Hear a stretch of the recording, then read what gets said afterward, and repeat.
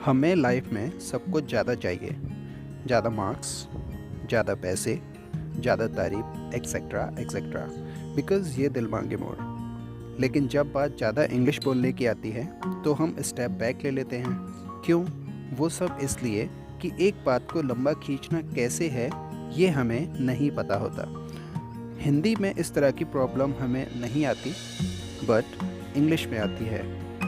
Reason English में शब्दों का सही यूज़ ना कर पाना। तो आज हम इस वीडियो में ऐसे ही वर्ड्स के बारे में डिस्कस करने वाले हैं। So good afternoon everyone, my name is Pawan and you watching English ambience. Today we are going to study an important parts of speech, pronoun. So no more delay and let's begin with the video. हम बात कर रहे हैं pronoun के बारे में।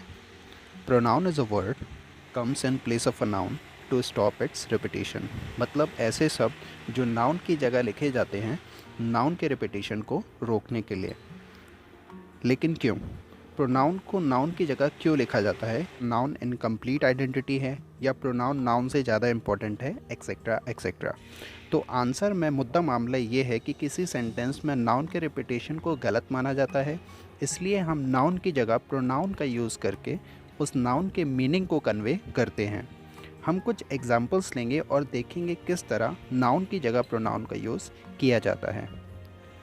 Example number 1, जैसे कि आप यहाँ पर देख सकते हैं, example is Suraj is a good boy and Suraj goes to school. अब यहाँ अगर हम देखें तो सूरज यहाँ पर 2 बार आया है और यहाँ पर सूरज को लेकर 2 बातें कही गई हैं। सूरज इज़ अ गुड बॉय, सूरज एक अच्छा लड़का है, और सूरज गोज़ टू स्कूल, और सूरज स्कूल जाता है। तो मतलब ये जो 2 बातें कही गई हैं वो दोनों सूरज को रिलेट कर रही हैं। मतलब इन दोनों का रिलेशन सूरज से है। तो अब सूरज जो कि एक नाउन है, ये पहले एक बार आ चुका है, तो इस नाउन को हम रिपीट नहीं कर सकते क्योंकि ये ग्रामेटिकली गलत हो जाएगा। इसलिए हम इसको रिपीट करने के लिए इसके प्रोनाउन का यूज़ करेंगे जो कि ही है। क्योंकि अगर हम सूरज की बात करें तो सूरज एक सिंगुलर आइडेंटिटी है और मेल रिप्रेजेंटिंग वर्ड है, और सिंगुलर मेल रिप्रेजेंटिंग आइडेंटिटी को रिप्रेजेंट करने के लिए यूज़ किया जाता है ही, राइट। तो इसीलिए हम सूरज की जगह पर यहाँ पर सूरज के रिपीटेशन को रोकने के लिए ही का यूज़ करेंगे। दूसरा एग्जाम्पल इसमें हम देखें, बात करते हैं सेकंड एग्जाम्पल के बारे में। My friend came but my friends did not inform. तो यहाँ हम देख सकते हैं इस सेंटेंस में 2 बातें कही गई हैं। यहाँ पर 2 एक्शंस हो रहे हैं, एक तो आने का और दूसरा इन्फॉर्म करने का। तो आना और इन्फॉर्म करना, ये दोनों एक्शन किसी एक आइडेंटिटी के द्वारा या फिर किसी एक नाउन के द्वारा किए गए, और वो नाउन है माय फ्रेंड, राइट। तो आने का काम भी दोस्तों का और इन्फॉर्म करने का काम भी दोस्तों का। तो यहाँ पर क्योंकि माय फ्रेंड एक बार यूज़ हो चुका है, इसीलिए यहाँ पर हम माय फ्रेंड के रिपीटेशन को रोकने के लिए दे का यूज़ करेंगे, राइट। अब दे का यूज़ हमने क्यों किया? क्योंकि माय फ्रेंड्स एक प्लूरल वर्ड है, प्लूरल नाउन है, राइट। तो प्लूरैलिटी को रिप्रेजेंट करने के लिए हमारे पास में वर्ड होता है दे। इससे पहले हमने बात की सूरज, क्योंकि सूरज एक व्यक्ति है इसलिए हमने वहाँ पर ही का यूज़ किया था, और यहाँ पर माय फ्रेंड्स जो कि काउंटिंग में ज़्यादा हैं इसलिए हम यहाँ पर दे का यूज़ करेंगे, राइट। तो ये थे 2 एग्जाम्पल जिसमें आपने देखा कि किसी नाउन की जगह पर प्रोनाउन का यूज़ किस तरीके से किया जाता है। 2 चीज़ें हमें यहाँ पर समझ में आई कि अगर आपका नाउन सिंगुलर है तो उसकी जगह पर जो प्रोनाउन यूज़ होगा वो सिंगुलर होगा, और अगर नाउन प्लूरल है तो उसकी जगह नाउन प्लूरल ही यूज़ हम करेंगे। Types of pronoun. प्रोनाउन के प्रकार, जैसे नाउन, एडजेक्टिव, एडवर्ब, वर्ब, इनके अपने टाइप्स होते हैं, प्रकार होते हैं, वैसे ही नाउन के भी अपने प्रकार होते हैं। तो हमारे पास ऑन टोटल 11 प्रोनाउंस होते हैं जिनका use different types of sentences में किया जाता है। कई बार हम सुनते हैं there are 10 types of pronoun, sometime they are 8 and sometime 7। लेकिन हम इसे अच्छे से पढ़ेंगे तो पता चलेगा there are total 11 types of pronoun used in the sentence. तो आगे बढ़ते हैं और देखते हैं कि हमारे पास में वो 11 टाइप्स ऑफ प्रोनाउन कौन से होते हैं जिन्हें हमें सीखना चाहिए। Let's have a look at them. Number 1, personal pronoun. 2, possessive pronoun. 3, reflexive pronoun, 4 relative pronoun, 5 reciprocal pronoun, 6 indefinite pronoun, 7 interrogative pronoun, 8 demonstrative pronoun, 9 distributive pronoun, 10 exclamatory pronoun and the last is emphatic pronoun. तो ये हमारे पास में total number of 11 pronounce होते हैं जिनका use हम English के sentences में करते हैं। लेकिन अभी हम जो डिस्कस करने वाले हैं which is personal pronoun, right. तो हम पर्सनल प्रोनाउन के बारे में आज डिस्कस करेंगे and that's our topic of the discussion today.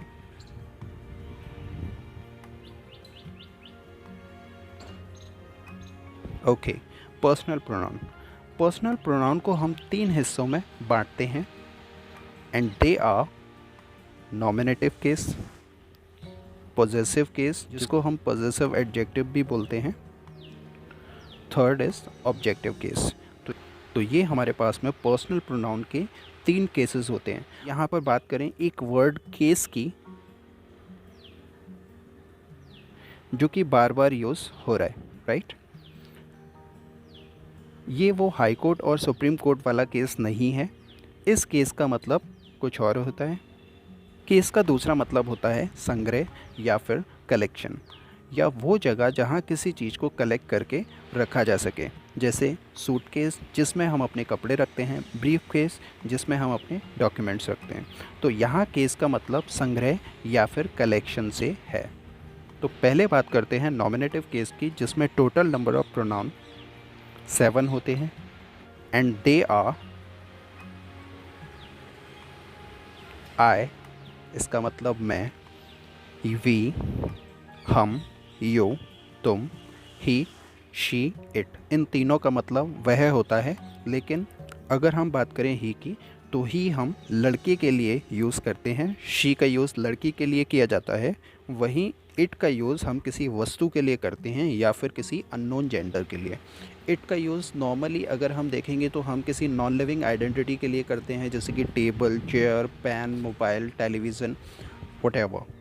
लेकिन इट का दूसरा एस्पेक्ट है कि हम लिविंग आइडेंटिटीज़ की बात भी इट से कर सकते हैं। अगर जेंडर अननोन है तो वो लिविंग है या फिर नॉन लिविंग है, it does not make any difference, हम उसकी बात इट से कर सकते हैं। जैसे कि अगर हम जानवरों की बात करें, पक्षियों की बात करें या फिर पेड़ पौधों की बात करें, तो दे आर लिविंग बीइंग, तो उनकी भी बात हम इट से करते हैं। तो किसी निर्जीव वस्तु की बात हम इट से करते हैं। वहीं अगर हम जानवर, पशु पक्षी, छोटे बच्चे, उनको भी हम इट से रिप्रेजेंट कर सकते हैं।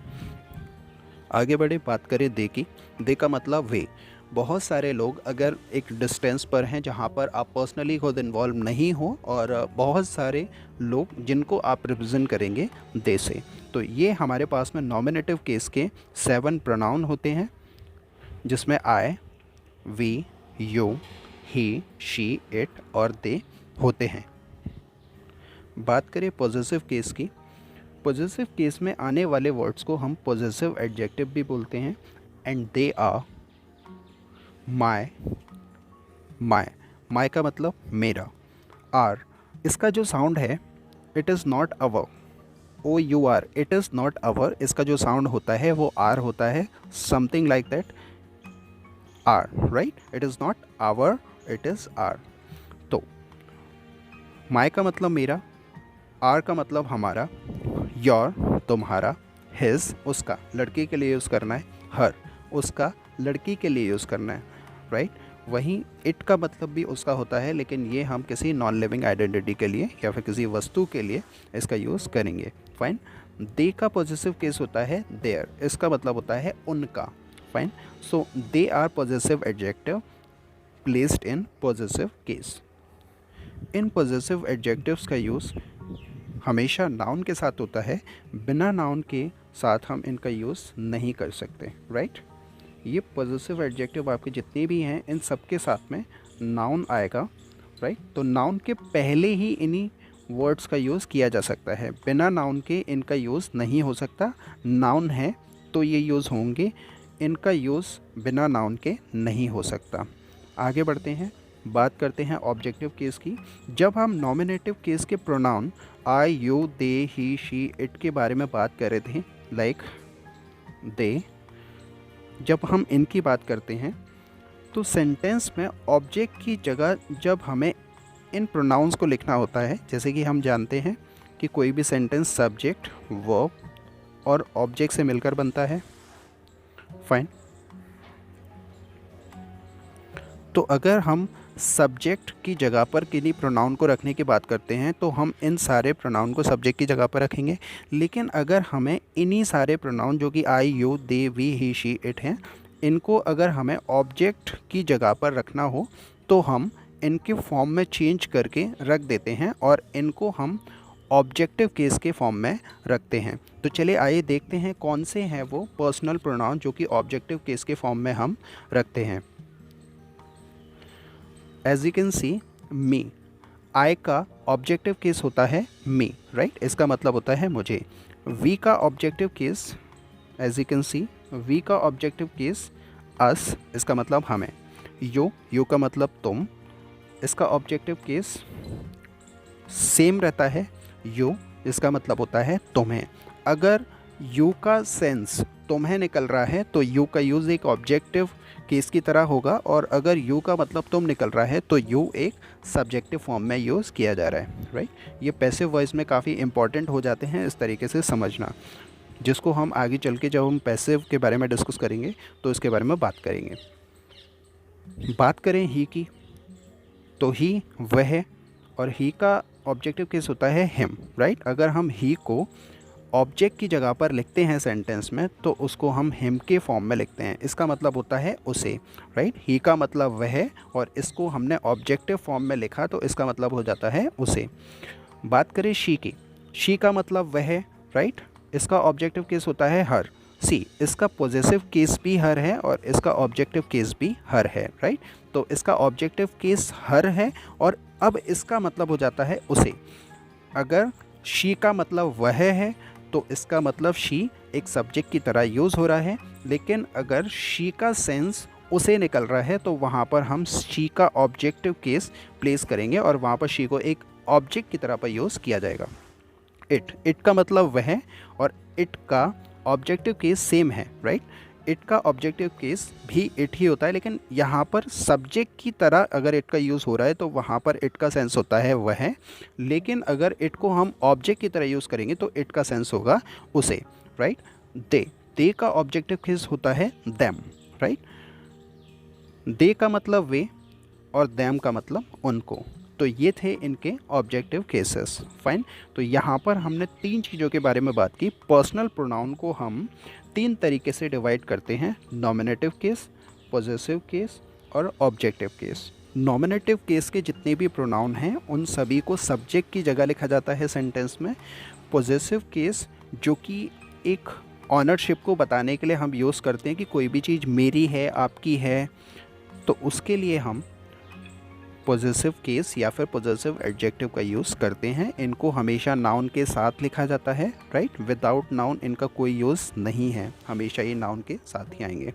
ऑब्जेक्टिव केस की बात करें तो ऑब्जेक्टिव केस अगर नॉमिनेटिव केस के प्रोनाउन को ऑब्जेक्ट की जगह सेंटेंस में रखा जाता है तो उसके फॉर्म में चेंज होकर वो ऑब्जेक्टिव केस के फॉर्म में लिखे जाते हैं। Hope that it is clear to you. आगे बढ़ते हैं, बात करते हैं पर्सनल प्रोनाउन की, राइट। पर्सनल प्रोनाउन में जो हम आज बात करने वाले हैं दैट इज़ नॉमिनेटिव केस, और ये हमारे आज के डिस्कशन का मेन टॉपिक है। Nominative pronouns are I, we, you, he, she, it and they. तो ये हमारे पास में 7 प्रोनाउंस होते हैं। इन सातों प्रोनाउंस को फर्स्ट पर्सन, सेकंड पर्सन और थर्ड पर्सन की कैटेगरी में आगे हम बांटते हैं। फर्स्ट पर्सन, आई और वी हमारे फर्स्ट पर्सन की कैटेगरी में यूज़ होते हैं। वहीं अगर हम बात करें यू की तो यू को सेकंड पर्सन की कैटेगरी में रखा जाता है। And last he, she, it, they, इन सभी को हम थर्ड पर्सन की कैटेगरी में प्लेस करते हैं। यहाँ पर इम्पॉर्टेंट कॉन्सेप्ट समझने वाला ये है कि first person is always a speaker, right. मतलब जो बोलने का काम करेगा वो फर्स्ट पर्सन करेगा, या तो बोलने का काम आई करेगा या फिर बोलने का काम वी करेगा। तो आई और वी फर्स्ट पर्सन हैं जो कि स्पीकर होते हैं, बोलने का काम इन्हीं के द्वारा किया जाता है। Talking about second person you is a listener, right. जो सुनने का काम करेगा वो करेगा you, that is second person, right. जब स्पीकर लिसनर से कुछ बात करेगा, राइट, तो अब जिसके भी बारे में वो बात कर रहा है वो पर्सन होगा हमारा थर्ड पर्सन, और third person is someone who is being talked about. जिसके बारे में बात की जा रही है वो थर्ड पर्सन होता है। तो फर्स्ट पर्सन हो गया जो बोलने का काम करेगा, सेकंड पर्सन जो सुनने का काम करेगा, और थर्ड पर्सन जिसके बारे में स्पीकर और लिसनर बात करेंगे। इसको हम एक एग्जांपल के थ्रू समझेंगे। As you can see here, यहाँ पर 3 व्यक्ति हैं, फाइन।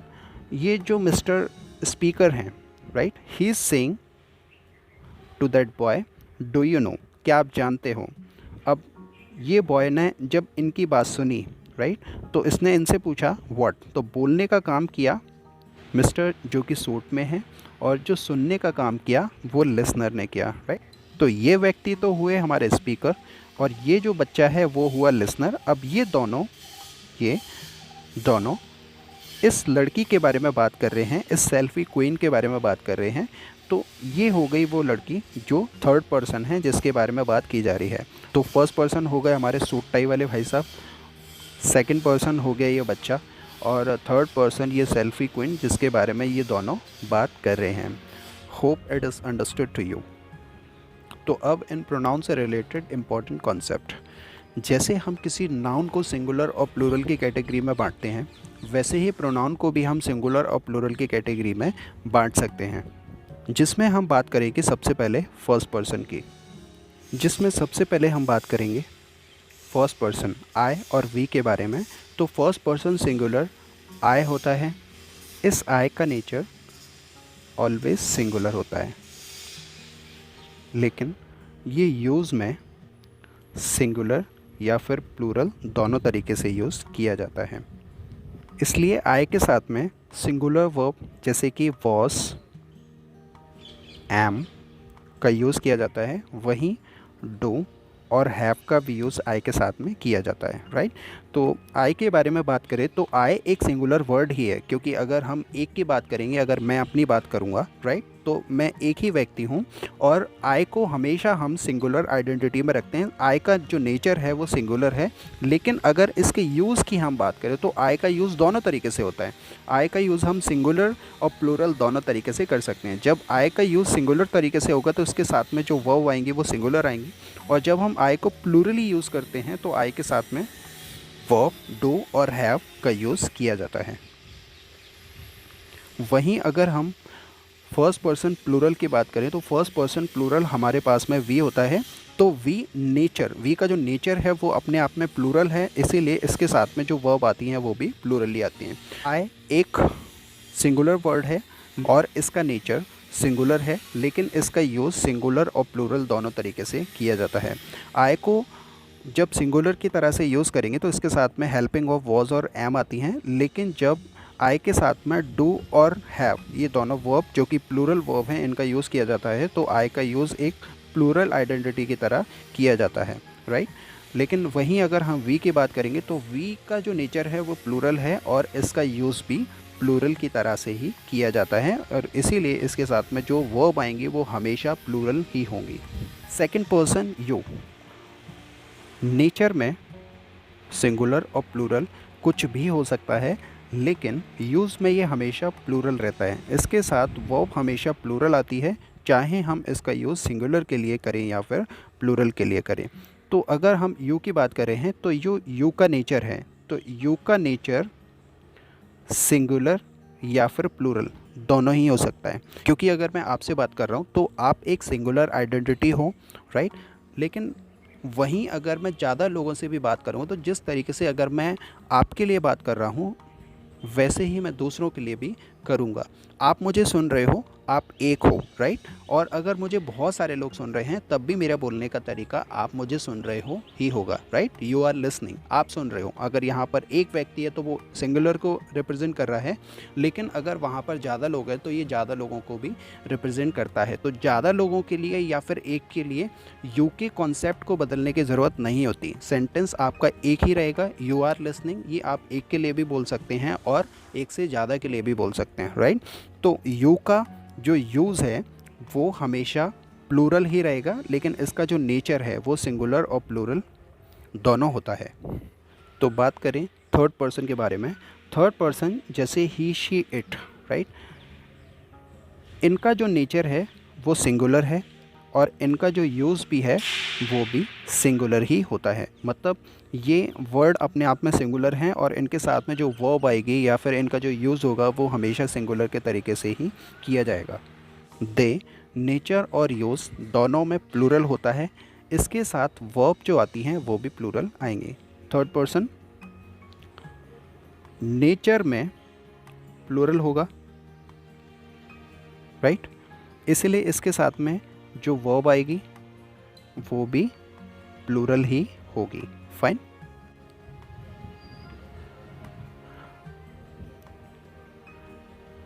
ही और शी का जो प्लूरल होता है वो होता है दे, राइट। और अगर हम इट की बात करें तो इट का भी प्लूरल दे ही होता है। ही और शी जिसे हम लिविंग के लिए यूज़ करते हैं, वहीं अगर हम इट की बात करें तो इट को हम नॉन लिविंग के लिए यूज़ करते हैं mainly.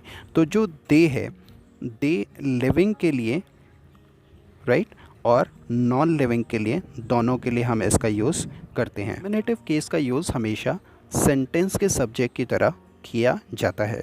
It is always used as a subject.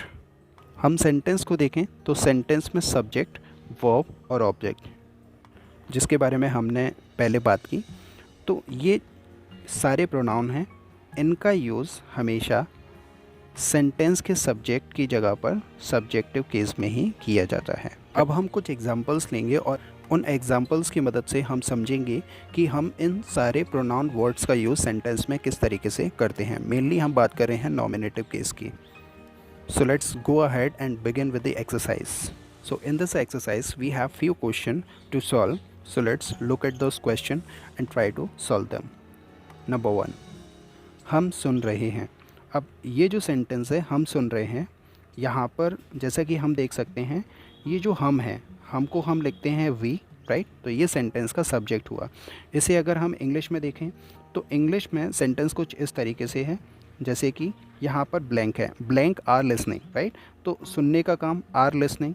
तो यहाँ पर हमको हमने लिखा वी, और वी को जब हम यहाँ पर रख देंगे तो हमारा सेंटेंस बनेगा, राइट, वी आर लिसनिंग। तो सेंटेंस हमारा बना वी आर लिसनिंग, जिसका मतलब हिंदी में हुआ हम सुन रहे हैं। तुम झूठ बोल रहे हो। तो यहाँ पर बात हो रही है तुम की, तुमको हम यू लिखते हैं, फाइन। तो इंग्लिश के सेंटेंस में जो तुम है इसको हम रिप्रेजेंट करेंगे यू से। सेंटेंस जैसे कि हम यहाँ पर देख सकते हैं, डैश आर टेलिंग अ लाई। तो यहाँ पर तुमको हमने लिखा यू, फाइन। यू को जब हमने यहाँ पर रखा तो सेंटेंस हमारा कुछ इस तरीके से बनेगा, यू आर टेलिंग अ लाई, मतलब तुम झूठ बोल रहे हो। अगले एग्जाम्पल के बारे में बात करें, वो आज नहीं आ सकती। इंग्लिश में बनाएंगे इसको, dash can not come today. यहाँ पर कैन नॉट का यूज़ इसलिए हुआ है क्योंकि वो आज नहीं आ सकती। यहाँ पर ये एबिलिटी को शो करा रहा है, कैपेसिटी को शो करा रहा है, इसलिए हमने यहाँ पर कैन नॉट का यूज़ किया है। तो बात करते हैं इसमें मेनली सब्जेक्ट की। तो वो आज नहीं आ सकती। अब यहाँ पर जो वो है तो वो हम शी के लिए, ही के लिए और इट, इन तीनों के लिए लगा सकते हैं, राइट। तो यहाँ पर हमें ये देखना है कि इधर ही आएगा, शी आएगा या फिर इट का यूज़ हम करेंगे। तो ही शी इट में से अगर इसको देखें, पहले हम हिंदी के सेंटेंस को रीड करते हैं। वो आज नहीं आ सकती। नहीं आ सकती ये वर्ड हमें बता रहा है कि something which is female representing, right. तो फीमेल रिप्रेजेंटिंग हमारे पास में एक वर्ड है दैट इज़ सी। तो यहाँ पर ही का और इट का यूज़ नहीं होगा। तो अगर हम यहाँ पर शी रखेंगे तो हमारे सेंटेंस का मतलब प्रॉपर निकलेगा। तो सेंटेंस हमारा बनेगा she can not come today. वो आज नहीं आ सकती। फाइन। वे खाना खा चुके हैं। इंग्लिश में इसको बनाएंगे डैश हैव ईटन फूड। अब यहाँ हम देखें वे खाना खा चुके हैं, राइट। तो वे खाना खा चुके हैं मतलब ज़्यादा लोगों की बात हो रही है और थर्ड पर्सन के बारे में डिस्कशन किया जा रहा है। तो अगर हम ज़्यादा लोगों की बात करें, ज़्यादा लोग, थर्ड पर्सन प्लूरल हम बात करते हैं दे। थर्ड पर्सन बेसिकली हमारे पास में होते हैं ही शी इट, लेकिन वो हम किसी एक के लिए लगाते हैं। इसके पहले वाले एग्जाम्पल में जो हमने देखा, राइट, इन दिस एग्जाम्पल। तो यहाँ पर बात जब ज़्यादा लोगों की हो रही है तो थर्ड पर्सन प्लूरल हमारे पास में वर्ड होता है दे। तो यहाँ पर हम दे को प्लेस करेंगे तो सेंटेंस हमारा बनेगा दे हैव ईटन फूड, मतलब वे खाना खा चुके हैं। फिफ्थ एग्जाम्पल, वो रो रहा था, राइट। पास्ट का सेंटेंस है ये। इसको अगर हम इंग्लिश में बनाएं तो इंग्लिश में ये कुछ इस तरीके से बनेगा dash was beeping, right, dash was beeping. तो यहाँ पर हमें देखना है कि इधर सुटेबल सब्जेक्ट कौन सा होगा। तो वह रो रहा था। अब वह के लिए हम ही, शी और अगेन इट का यूज़ करते हैं, राइट। तो यहाँ पर वह रो रहा था, रोने का काम कोई वस्तु तो नहीं करेगी, राइट? तो यहाँ हमें इस सेंटेंस में पता पड़ रहा है कि वो रो रहा था। तो रो रहा था मतलब कोई मेल रिप्रेजेंटिंग वर्ड की बात हो रही है, किसी व्यक्ति की बात हो रही है जो तीसरा व्यक्ति है और अकेला है, और यहाँ पर इंडिकेशन हमें लड़के का मिल रहा है, इसीलिए यहाँ पर हम ही को प्लेस करेंगे। तो सेंटेंस हमारा बनेगा ही वॉज वीपिंग। फाइन, वो रो रहा था। ओके, एग्जाम्पल नंबर 6 ये थोड़ा सा अलग है, जिसको हम देख सकते हैं। यहाँ पर हमारे पास में दो ऑप्शन है। First option is people, second option is they. तो चलिए देखते हैं इस ब्लैंक में इन दोनों में से कौन सा ऑप्शन रखा जाएगा। तो पहले हम सेंटेंस को पढ़ते हैं और देखते हैं कि what should be the suitable option to place in that. Many people live in this country. तो मैनी पीपल सेंटेंस का सब्जेक्ट है और ये सब्जेक्ट एक नाउन है, राइट। पीपल की बात हो रही है, people is a noun. Fine, तो यहाँ पर इन दिस कंट्री हैव होम, तो घर है, घर का होना। तो यहाँ पर ये एक देश में रहना और घर का होना, ये दोनों एक ही व्यक्ति को रिप्रेजेंट कर रहे हैं। हम बात करें many people, right. Many people live in this country, बहुत सारे लोग इस देश में रहते हैं। डैश हैव होम, राइट, उनके पास में घर है। तो उनके पास में घर है तो हम यहाँ पर पीपल को रख सकते हैं या फिर हम दे को रख सकते हैं। अब हमें पीपल को अगर रखना है तो यहाँ देखें, हम पीपल ऑलरेडी डिस्कस हो चुका है, इसीलिए हम इस नाउन को यहाँ पर रिपीट नहीं करेंगे। इसलिए हमारा पीपल एग्जाम्पल में सुटेबल नहीं बैठ रहा, तो पीपल नहीं आएगा, उसकी जगह पर हम दे का यूज़ करेंगे, क्योंकि पीपल एक नाउन है, प्लूरलिटी को शो करा रहा है, और प्लूरल नाउन को रिप्रेजेंट करने के लिए हमारे पास में जो वर्ड है दैट इज़ दे। तो यहाँ पर हम दे का यूज़ करेंगे। तो हमारा सेंटेंस बनेगा many people live in this country, they have home, उनके पास में घर है। Next example, Ritu was upset therefore dash did not attend the party. अब अगेन यहाँ पर हमारे पास में दो एग्जाम्पल हैं, शी और ऋतु। तो या तो हम यहाँ पर ऋतु को रख सकते हैं या फिर हम यहाँ पर शी को रख सकते हैं। तो पहले हम देखें, ऋतु एक नाउन है, राइट। ऋतु वॉज अपसेट, तो अपसेट होना और पार्टी का अटेंड करना, ये दोनों जो काम थे वो किसके थे, ऋतु के। तो यहाँ पर दोनों कामों का जो सब्जेक्ट है, मतलब जो डूअर है, जिसने ये दोनों काम किए, वो तो ऋतु है। तो ऋतु एक नाउन है, इसका यूज़ यहाँ पर हुआ है।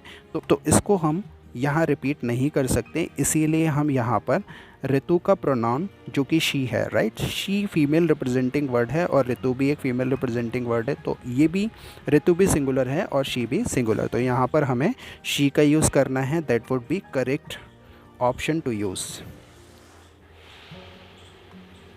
तो सेंटेंस हमारा बना, Ritu was upset therefore she did not attend the party.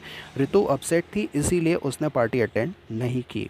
Next, Prince will give exam because dash has prepared well. Fine, again यहाँ पर हम देख सकते हैं हमारे पास में दो ऑप्शन है, ही और प्रिंस। प्रिंस जो कि एक नाउन है, स्टार्टिंग में इसका डिस्कशन हो चुका है क्योंकि ये दोनों बातें इसी से रिलेटेड हैं, तो प्रिंस की जगह पर हम इसका प्रोनाउन ही का यूज़ करेंगे। प्रिंस रॉन्ग हो जाएगा, तो ही को जब हम यहाँ पर रखेंगे तो इसका सेंटेंस का मीन प्रॉपर निकलेगा। तो Prince will give exam because he has prepared well. Last example है हमारा, this fan is new but dash does not work properly.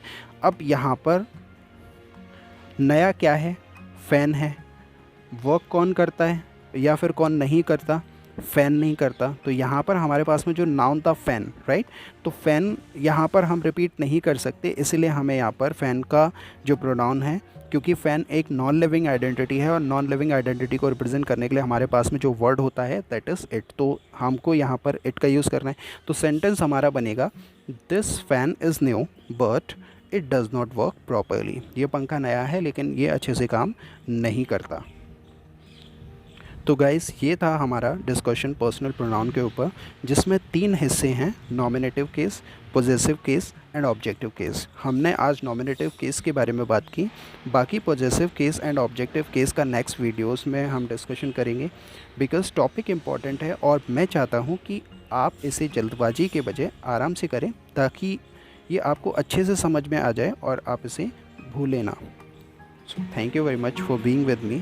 अगर आपको ये वीडियो अच्छा लगा तो लाइक करें, शेयर करें अपने फ्रेंड्स एंड फैमिली के साथ, ताकि उनको भी इंग्लिश की यूज़फुल नॉलेज आपकी हेल्प से मिले, और चैनल को सब्सक्राइब करें and hit the notification bell, ताकि आपको न्यू वीडियोज़ का नोटिफिकेशन सबसे पहले मिले। So to conclude, thanks all of you, bye bye.